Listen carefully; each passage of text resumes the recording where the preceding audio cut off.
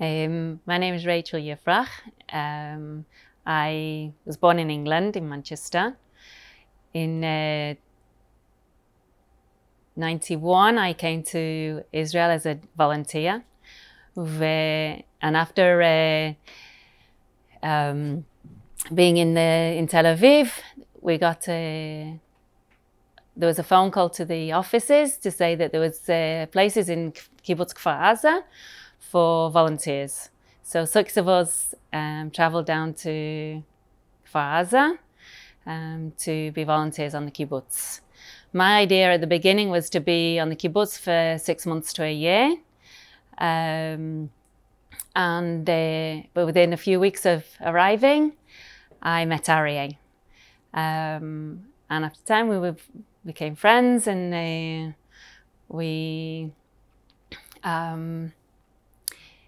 we decided after a year that I was going to go back to England, and we were going to split up because I wasn't Jewish. A few months afterwards, he came to visit me in England. It was my mum and dad's 25th wedding anniversary, and we decided that we were going to get married. I was going to come back, and we were going to live on the kibbutz together and build our life in Kibbutz Kfar Aza. Came back, and we started our life. We had 4 children there. In 2008, there was a rocket that fell near our house. One was just out near the gates. One was next to our neighbour's house, and I saw the shrapnel hitting the floor and going into the neighbour's house. And all the children were outside, so I took everybody into our house. We'd built an extension. So after the extension, there was a few steps, and that was the only safe place we had in our house, because there was no safe room. It was just a place where there was concrete and there was no windows. So I stayed there with the kids. We started phoning parents and saying that they were with us, and they slowly came to get them. The 3rd rocket killed a member of the kibbutz, and the 4th one injured others who were helping. It meant that the kibbutz was in a lot of a big tension. People were thinking of leaving. We decided that I would take the children to England for the summer, because it happened in May, just for relaxation, to let them calm down, let the kibbutz calm down. I took them by myself, 4 kids, to England, to my parents' house. Arieh decided to, it said that maybe we'd go and have a couple of years in England, see how it was working there and living there. It's something he'd always wanted to do. But in the past, I'd always said to him, find a job and we'll go. But I didn't really want to leave the kibbutz. This time I said the same, if you find a job, we'll stay. And he found a job, so we stayed. After 2 years, we asked for an extra year, and the kibbutz didn't give it to us. So we decided to give up our house and our membership of the kibbutz and stay in England. So those 2 years ended up being 8 years. And then when we came back, there was no room on Kfar Aza. So we were looking in the Sha'ar Negev to find another kibbutz, because that's what we wanted. The children wanted Sha'ar Negev because they knew they still had friends, because we used to come back each year to Kfar Aza, see friends. They always met up with their friends. So they had to still connect. We still had connections there. And Oshrit in Nahal Oz, she said that they were looking for people to join the kibbutz. So we went there, had a look, and we decided that we wanted to stay in Nahal Oz. So we decided to build our lives there instead. And we became members. And in December of 2022, 2, we finally, after 5 years of knowing exactly where our house was going to be and all the building of the house, we finally entered our new house, one that we'd planned from the beginning, and it was our dream home. So that's when I felt as though we'd really had our roots. Because it's our house, we knew that's where we're staying, so we could then also start building the garden and how we wanted it, the house, how we wanted it to be. So that's basically it, really. No, I did convert to Judaism before we got married, and we were married on Kibbutz Kfar Aza. So yeah, that's basically it. All that week, I was in the GAN. It was the holiday for Sukkot, so there weren't any Gananot. So I was in charge of the GAN with somebody else, and we had lots planned. They'd asked from the children to do a dance, one that was to do with one of the holidays whichever we wanted to do. A lot of the holidays like Shavuot or Yom Ha'atzmaut, the children perform. This is their ages of between 3 and 6-year-olds. So I decided that we would do the one for Yom Ha'atzmaut, and I had 2 songs to do. We were practicing in the GAN every day, and there was a couple of times where we went to the pool so they could go on the stage and practice on the stage. The night of the 6th, it was the general, performance, and there was children there whose parents were also in the performance, so they were there as well. We did a little practice beforehand so they could go home if they wanted to eat or needed to go to bed early, but there was some that stayed. And when it came to our part, the children also went onto the stage and enjoyed themselves. They really were dancing and performing. I was also in one of the dances as well with the pair dancing. So I was there also coming up to the night, preparing for that. So yeah, so I was very much involved in the performance side of things. When it finished, I went back to a friend's house. It was a family of friends where we all met together in the sukkah, and had a really nice time talking and remembering, and it was a really nice evening before I actually went home finally late on. Do you want me to carry on with the day? Yes. At about 6:20 we woke up, and we could hear a lot of noise outside. Where we live, we're in the new neighbourhood, and at the very far end, we don't always hear the alerts. I normally get them on my phone, but because of all the internet that wasn't working, the alerts weren't working, we didn't hear any of the red alerts. We went outside to see, if it was nearby, where we could hear it, and we could tell that it was from there was a lot of shooting going on in the army base. You can tell where the direction. I'm used to hearing things when I was in the Meshikil Adim as well. You could hear when I work with the animals, you can always hear things going on in the army. So you get a sense of where it's coming from. Then we saw the rockets going at the side, one after the other. Because Sarah's son, who was in the army, was in his room, and we knew we didn't have a phone, Arieh and I had the club car from work, he said, I'm going to go and get him. So he turned round to go towards the club car and he said, there's terrorists outside the fence. So I said, what do you mean there's terrorists outside the fence? There's people there, but how can you tell they're terrorists? He said, they're terrorists. So I got my phone out just to zoom in on it, just to see what he was talking about, and took a few pictures at the same time so I could see why he thought it was terrorists, because it didn't sound possible.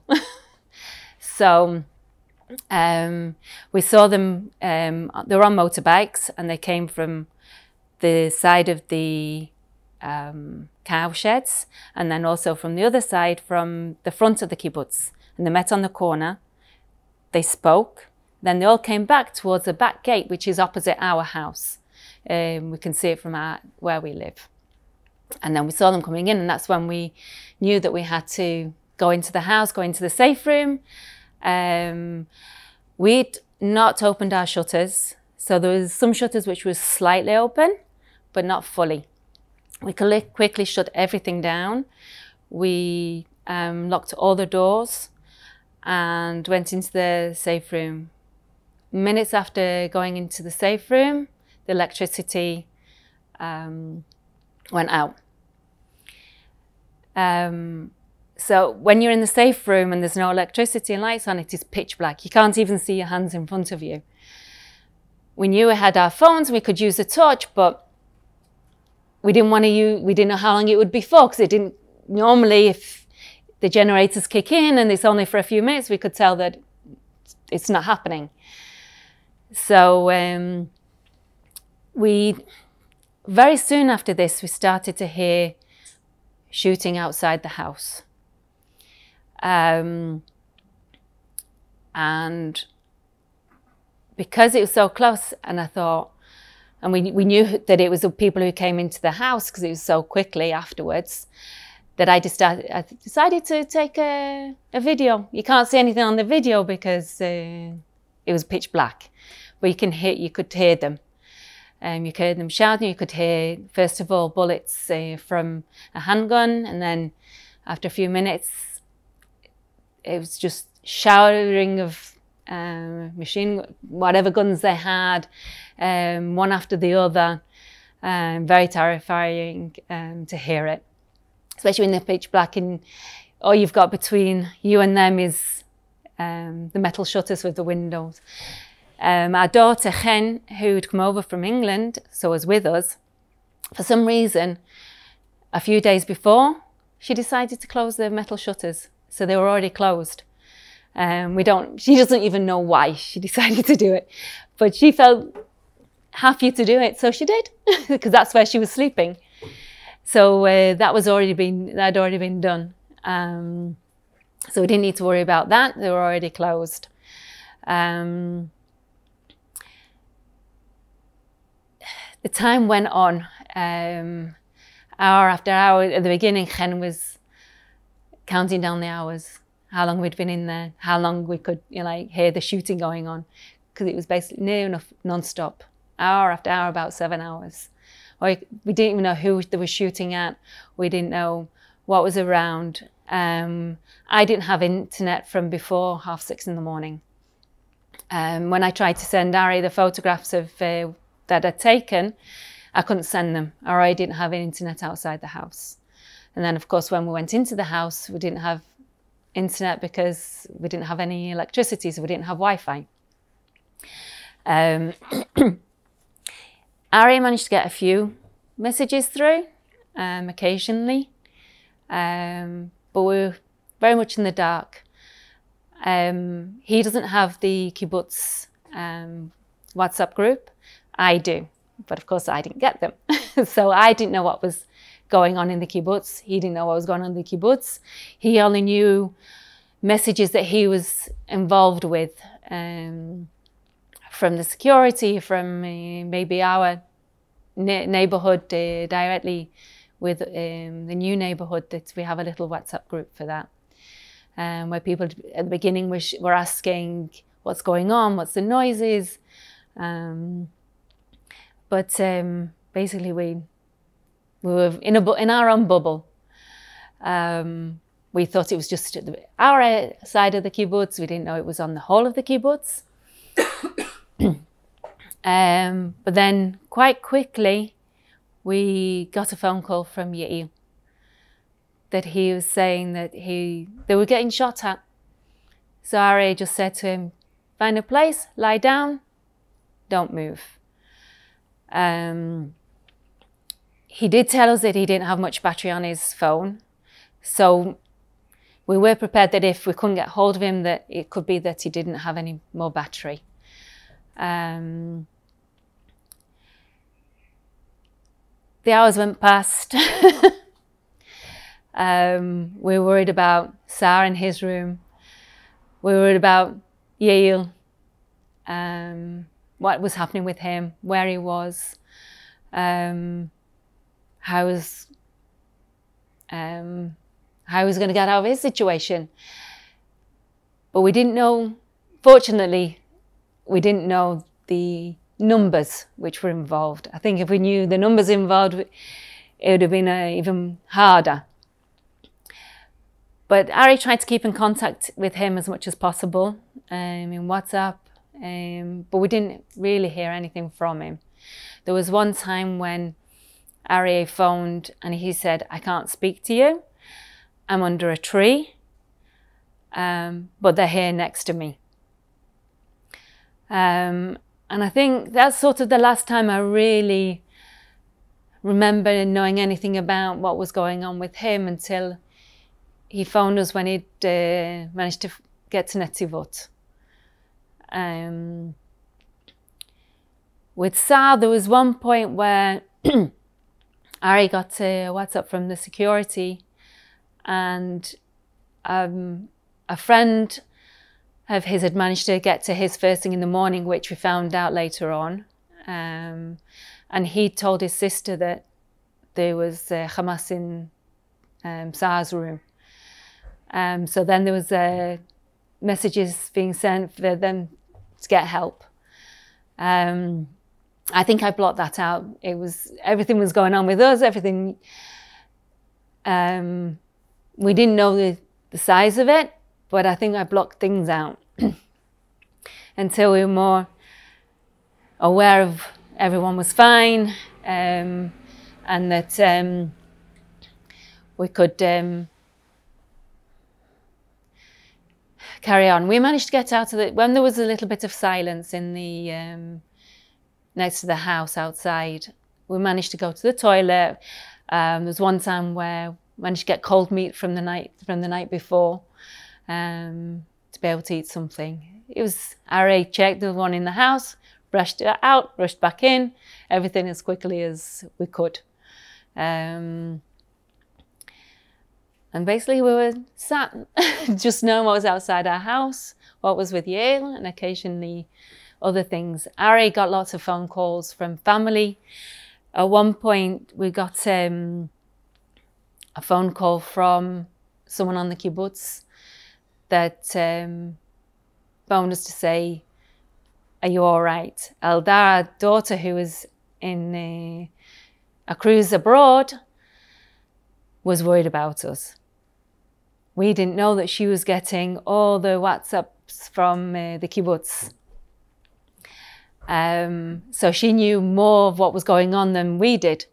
So she'd got worried. She couldn't get in touch with us. We weren't answering her.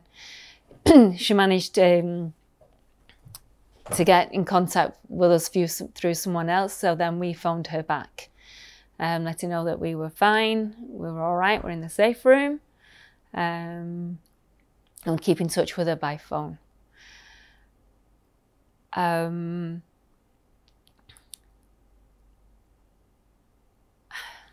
don't know what sort of time certain things arrived, but about 3 o'clock, the army came to our house. Because everything was locked up, they broke our front door and the window next to our front door, and were able to get in. We also had a dog with us in the safe room too. She didn't want to go to the toilet. She was quiet. The first time she barked was when the army broke the window. So she had all her tensions as well, and she's got all her problems now as well. She's also under stress now. But they told us we could get food, we can get things. They were just checking on us to make sure that we were all right. I did go outside because of all the noise that had been going on with the firing. I wanted to see if our house was okay. I didn't get very far until I was still on next to the French windows when I saw 2 bodies. I thought, okay, I understand a bit more what's been going on, and I went back into the house. I managed to make a few calls to family to let them know we're all right. When the electricity came back on, which was later on, we were out of electricity for about 9-10 hours.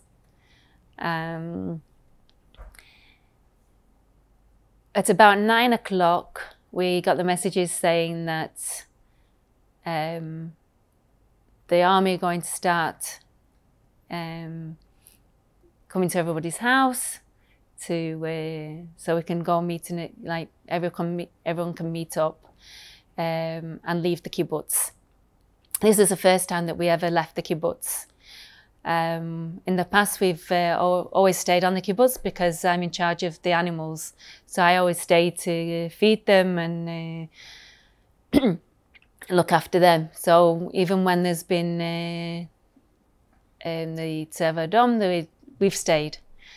So this is the first time we've ever had to leave the kibbutz.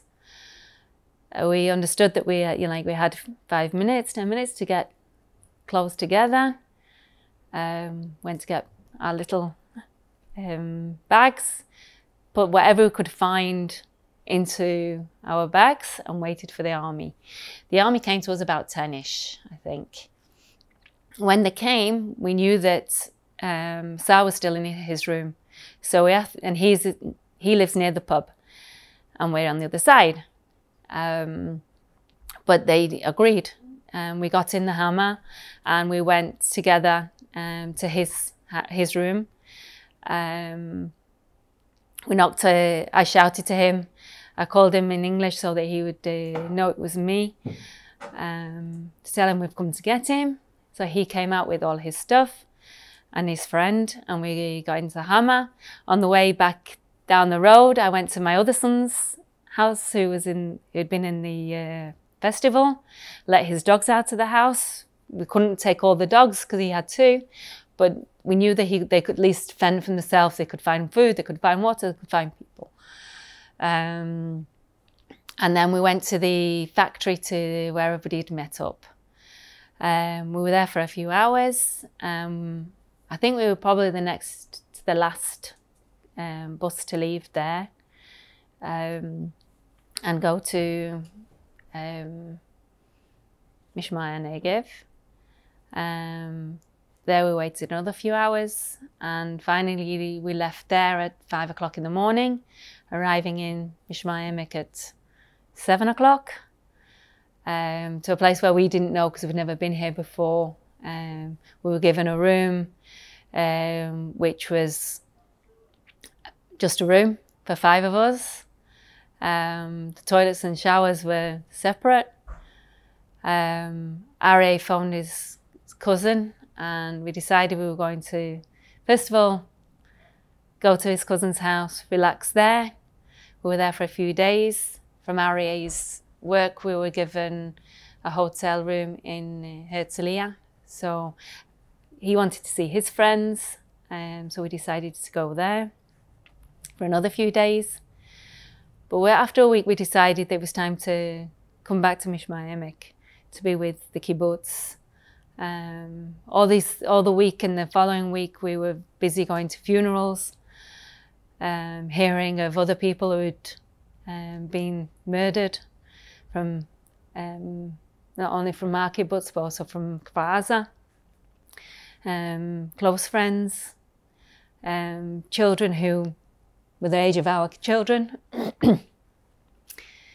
That was hard.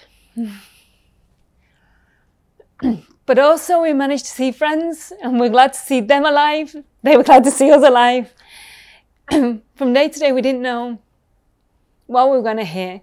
Who was still alive? Who wasn't? Who had been kidnapped? Who was okay? So yeah, it wasn't easy. But after 2 weeks, I decided that I was going to go back to work, because I worked with the kids. The kids had gone back to the GAN. And so they only had it was a few hours a day, but it was something. To get back into a routine, but it was not easy.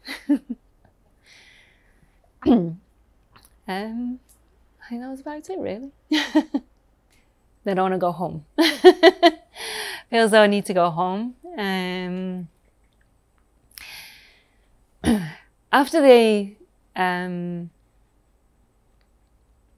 army had been in our house, when we'd left the house, the army came into the house, and they were staying using our house as a base. There was one time when Chen was still with us in the kibbutz up here, that she wanted to find out if her passport was on the way to Mishmaemek, or if it was still in our house. And people who were working with us in the animals, they have animals there, and they had to come and check on their animals too. They had actually opened up all the gates to all the animals, so they could just freely wander around. So whoever could survive until they were able to take them out of the kibbutz.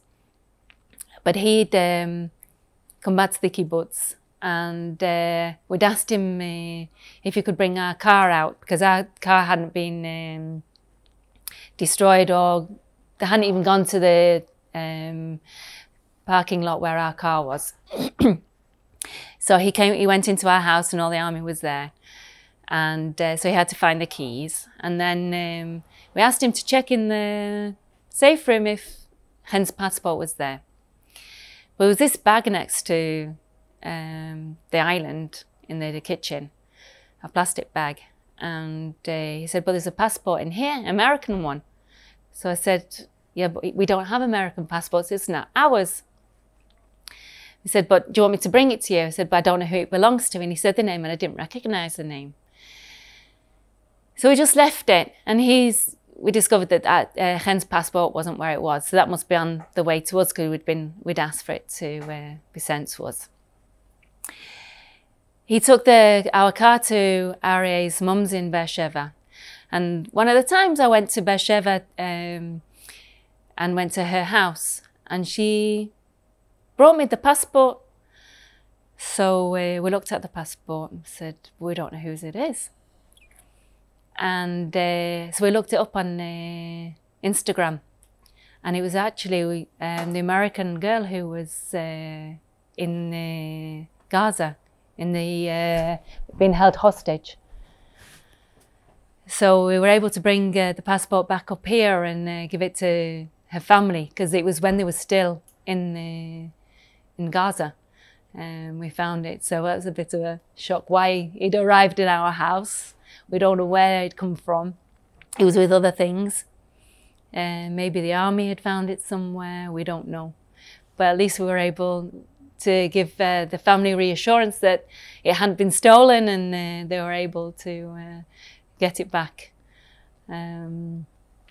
So yeah, after the army had left our house, and time had passed, and we were able to go back to our house to bring more things. Everything had been moved in the house. There was all the cutlery and the pots and pans from the kitchen out on the worktop, and I found that hard.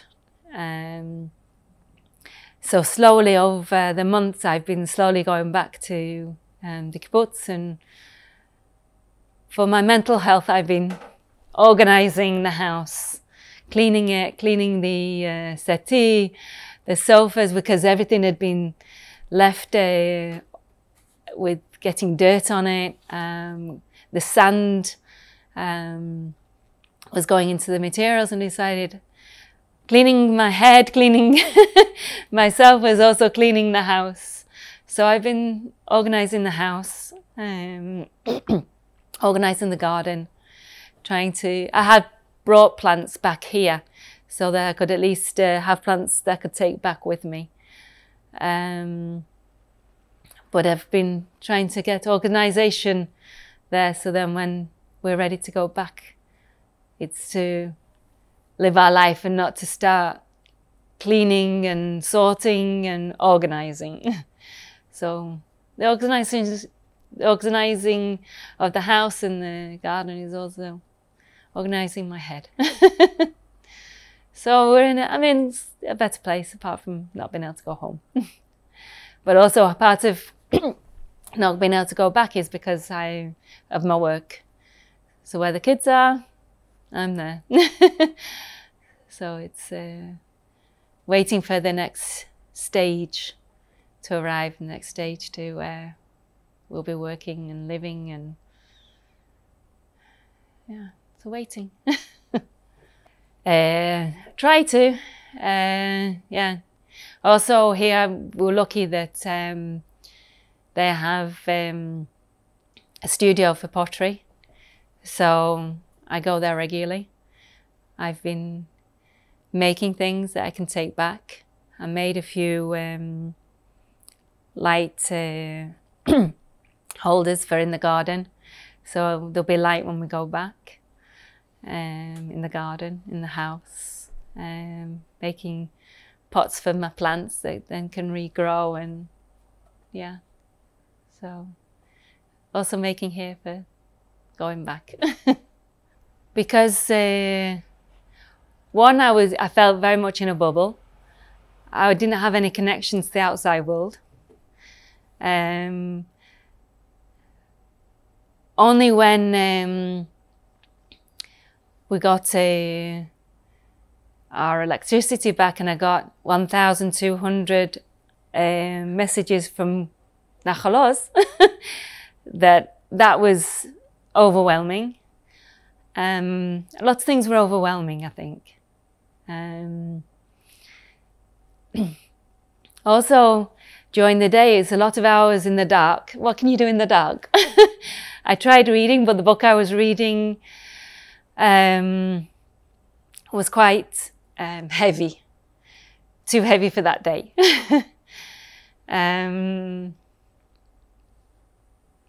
Try to play games, but also you can't be on the phone much when you don't have electricity.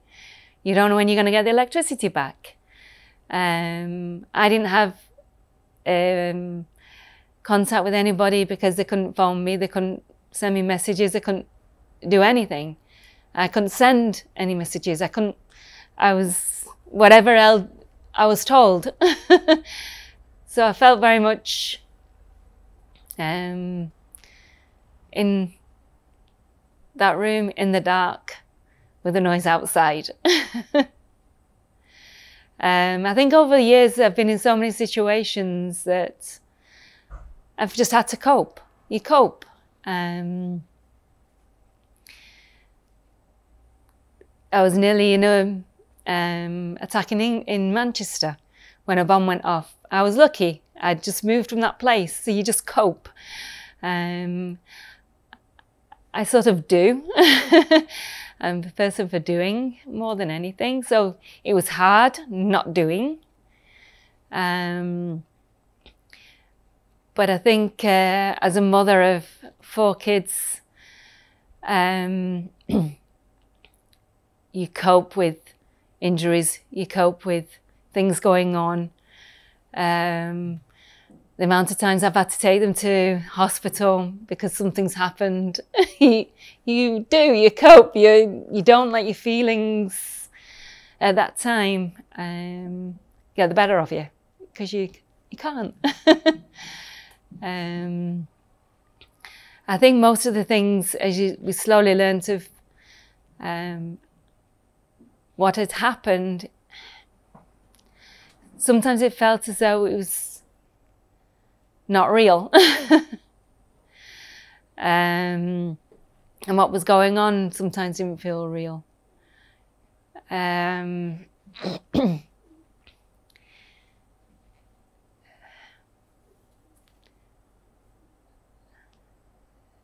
think it was just coping with also having to hear of so many deaths, that if you didn't cope with it, it would be a struggle to live. It would be a struggle. So you cope. I think also when everything happening for us, it was the case of making sure the kids were safe inside the house. A lot of the times I find myself by myself, so I have to do. As a mother, you do. You're proactive, you do the best you can, you do things when you can do it. Not let things too much or block things out. Yeah, I think I just do for helping me or helping others, or get on with it. To rebuild, restart our life in Nahal Oz. That I think once Chen comes back from England, we will be a family here. And that I hope that that the kids can find their own way, what's good for them, overcome this last nearly year. Probably by the time we go home, it'll be nearly a year, where you're not in control. And I think that's part of it as well. Everything where we're living, everything what we're doing isn't in my hands. So things which can be in my hands and I can do, I do. And I hope that the security in Sha'ar Negev and Eshkol and all the area around the Gaza Strip will be more relaxed. I hope people will come back, and that the area can flourish, and be a good place again. And we also have friends whose kids are still in Gaza, from Kfar Aza, also from our kibbutz. And I just hope that they can be released shortly, so they can have their families back together too. And I think I'm grateful for that all my family was able to come out of that day in one piece. Things could have been different. We know things could have been different, and we've been very, very lucky. Very lucky. Yeah.